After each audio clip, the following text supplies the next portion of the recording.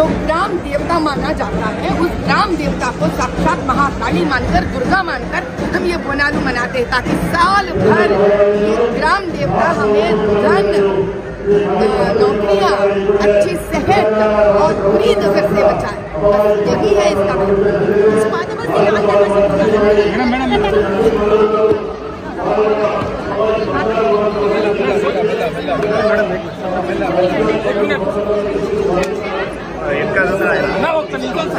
ఒక్క నిమిషం మేడం ఆగింది అయ్యా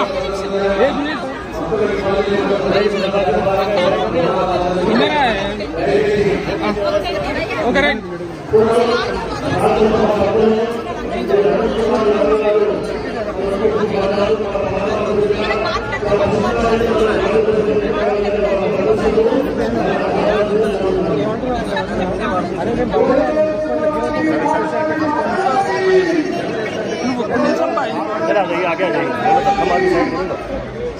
వచ్చే ప్రతిసారి ఒక ఎత్తు బోనాల సమయంలో రావడం ఆడపడుచులందరూ ఆవేశపూరితమైన బోనాలు ఎత్తుకొని ఆవిడ దగ్గరికి వెళ్ళేటప్పుడు వాతావరణంలోనికి ఒక పూనకం ఉంటుంది.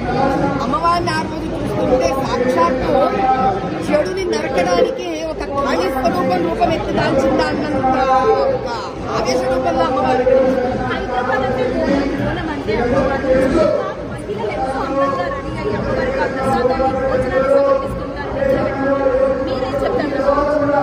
అది చక్కటి ఆడబడుచు.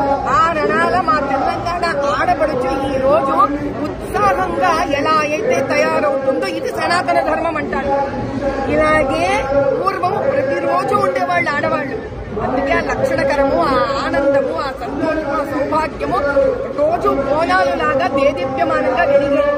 ఇప్పుడు సంవత్సరానికి ఒక్కసారైనా సంతోషమే. ఈ రోజైనా వాళ్ళు అలా ఉన్నారు, మాకు అంతే సంతోషం.